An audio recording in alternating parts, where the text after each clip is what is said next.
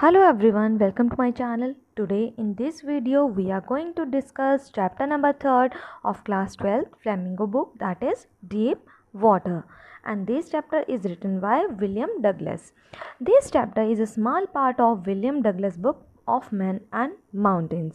सो देखा जाए तो हम सबकी लाइफ में किसी ना किसी बात का फोबिया होता है। लाइक कोई ऊंचाई से डरता है, कोई ज़्यादा ऊपर से जंप करने से डरता है। सो हमारे जो राइटर हैं विलियम डगलस, उन्हें डर लगता था डीप वाटर से, और हम इस चैप्टर में हम देखेंगे कि उन्हें ये फोबिया कैसे हुआ और उन्होंने किस तरह से अपने डीप वाटर के डर को ख़त्म। सो विलियम डगलस के इस फियर ऑफ वाटर को एक्वाफोबिया भी बोल सकते हैं, और ये हुआ था due to traumatic experience when he was child. अब विलियम डगलस के साथ 2 एक्सपीरियंस हुए थे, जिसके बाद उसके मन में डीप वाटर में जाने का डर पैदा हो गया था। सो जो फर्स्ट एक्सपीरियंस था उसका, वो था व्हेन ही वाज 3 और 4 ईयर्स ओल्ड, और उसके पापा उसे कैलिफोर्निया बीच पर लेके गए थे। अ स्ट्रॉन्ग वेव कम्स, और जो विलियम डगलस था उसके ऊपर से वो वेव निकल गई।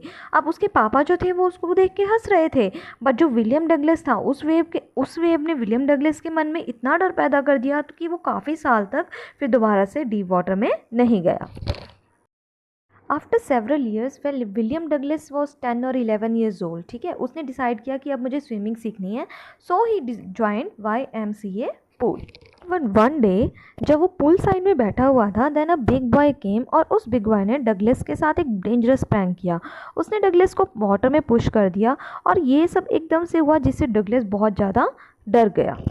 अब ये सब इतना अचानक हुआ कि वो बहुत ज़्यादा डर गया था। उसने एक प्लान बनाया कि मैं बॉटम को हिट करता हूँ और ऊपर जंप करूँगा वाटर में, बट उसको कुछ भी दिखाई नहीं दे रहा था।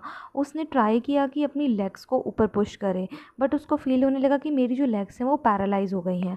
धीरे धीरे उसको अपनी ब्रीथ जो थी वो ख़त्म होती दिखाई दी। उसके जो लंग्स थे वो पेन करने शुरू हो गए। अब उसे लग रहा था कि मेरा जो एंड है वो नियर आ गया है। सो वो इतना थक चुका था कि उसने अब अपने सारे एफर्ट्स करने बंद कर दिए और अपनी आइज़ क्लोज कर ली। बाद में जब उसे होश आया तो उसने अपने आप को पूल के साइड में लेटा हुआ पाया, और उसके साइड में कुछ बॉयज़ भी खड़े हुए थे।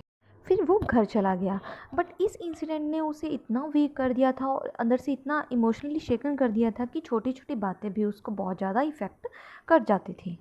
अब बहुत ईयर्स के बाद डगलस ने अपने फियर ऑफ वाटर को ख़त्म करने के लिए एक बहुत ही दृढ़ निश्चय किया, क्योंकि इस फोबिया ने उसके फ़िशिंग ट्रिप्स को ख़राब कर दिया था।